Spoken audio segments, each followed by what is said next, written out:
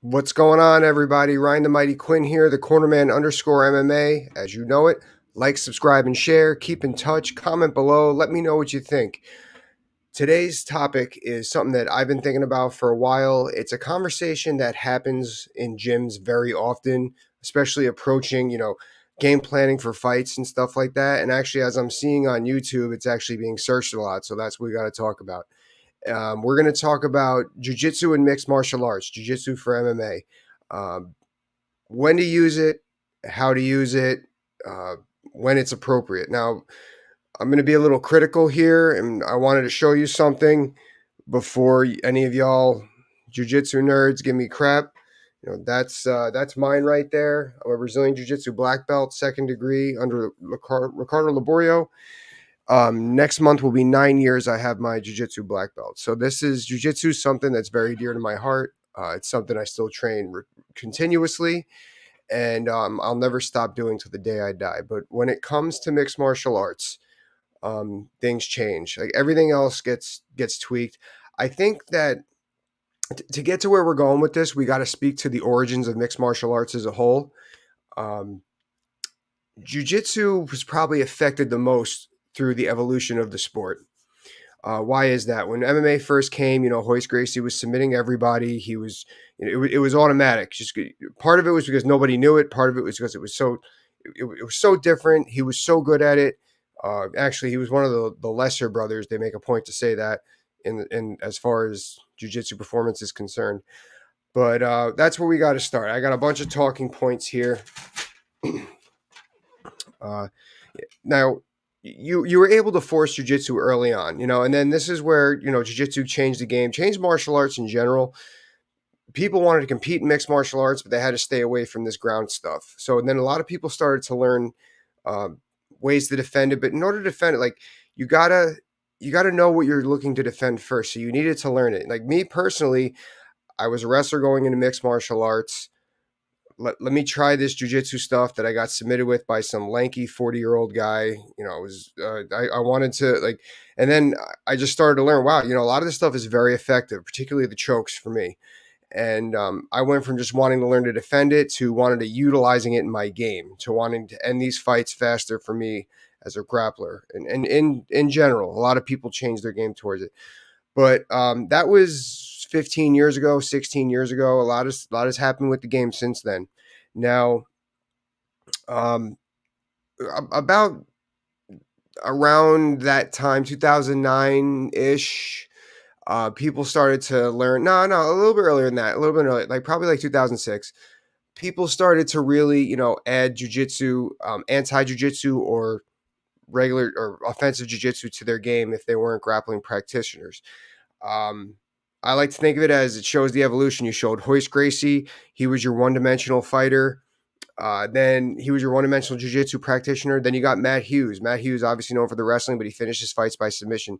He was the next stage of evolution, your two-dimensional fighter with offensive wrestling and offensive jiu-jitsu combined. So that's he's a grappler at the end of the day. Now, going forward, at that point, people are now starting to learn how to avoid jujitsu, but it was still able to use. It was still a lot more accessible, as much as 12, 13 years ago. Then the game started changing a little bit. I know around probably like the best, like when UFC started going a little more on Fuel TV, you started seeing a lot of people training less with the gi on if they were doing mixed martial arts fights, because ground and pound became its own martial art. Ground and pound was actually very anti jujitsu, believe it or not. It's very positive for wrestlers. It's anti jujitsu because of the positioning, but you needed to learn your jujitsu to get there. Now, once ground and pound became its own element in mixed martial arts, for lack of a better word, jiu-jitsu really, like the window for jiu-jitsu really shrunk. So I know all in the gym and training, we would say like jiu-jitsu, it's great. You got to have it. You got to know it because you got to know to avoid it. You got to know when it's there, but don't rely on it too much. Now, before you all start going crazy, I'm getting back to exactly the people you're thinking of at the end. But so jiu-jitsu really became available, but it needed a little bit to set up. Now, coming into today, where is it presentable? Now, today it's almost like you don't really see those. You don't really like, when they say they're a Brazilian Jiu-Jitsu black belt, they're real quick to throw it on there, especially if they're like myself. Like I didn't have a lot of finishes, so they needed something to talk about with me when they put my highlights up on the Bellator. So they put Brazilian Jiu-Jitsu black belt underneath there.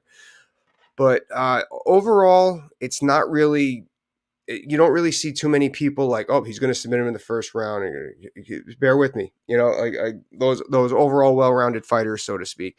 Now, when does it happen? Mostly in mixed martial arts. Now, it happens off of mistakes, obviously.